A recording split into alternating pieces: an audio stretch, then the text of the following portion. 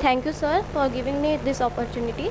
So, the case that is going to discuss today is the Sita Soren versus Union of India, 2024, and it is kind of a landmark judgment because in this case, Honorable Supreme Court overturned its previous judgment, which is given by in the case of P.V. Narasimha Rao versus Union of India, and that judgment was given into the ratio of the 3:2. And Sita Soren case was given in the ratio unanimously provided, and the judgment that was provided in the P.V. Narasimha Rao case is that the member of the parliament and legislature are not liable for the prosecution of the bribery charge if they accept the bribe and conduct that promise in furtherance of that bribe is taken, means cast vote or provide the speech. They are protected from the parliamentary privileges, because the reasoning that was given behind in this judgment, which was provided by the majority judges, that article in the language of the article 105 subclause 2, that no criminal proceeding shall be initiated against any member in respect of any vote or speech which was given in the parliament premises of the parliament. That's why the member who cast vote in respective of raping right, they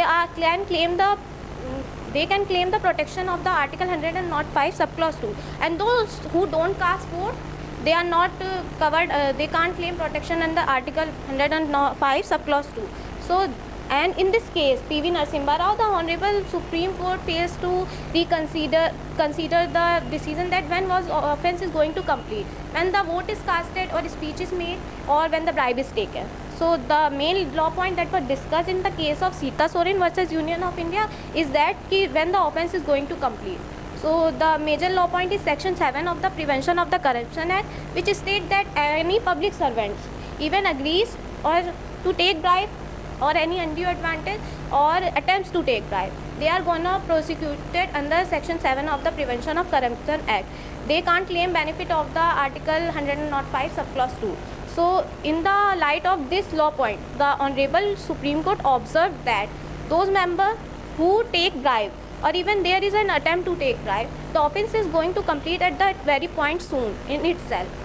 And in it never found in the section 7 of the Prevention of Corruption Act that prosecution of bribery is contingent on any performance of the promise, that they are not held liable for the prosecution if they perform their promise, like or give this speech in respect of which bribe is taken.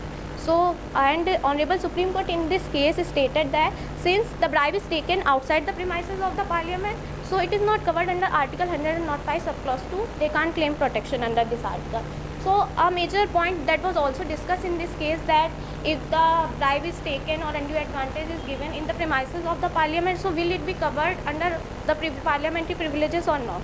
So Honorable Supreme Court in itself stated that this question was in itself is ill-conceived.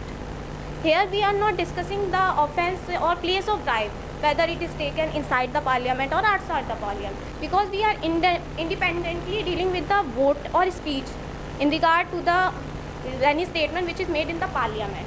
And in short, that the judgment was given unanimously is that whenever a member of parliament or legislature accepts bribe or undue advantage outside the premises of the parliament or inside the premises of the parliament, they can't claim protection of the parliamentary privileges, because taking bribe in itself is an offence by the virtue of section 7 of the Prevention of Corruption Act.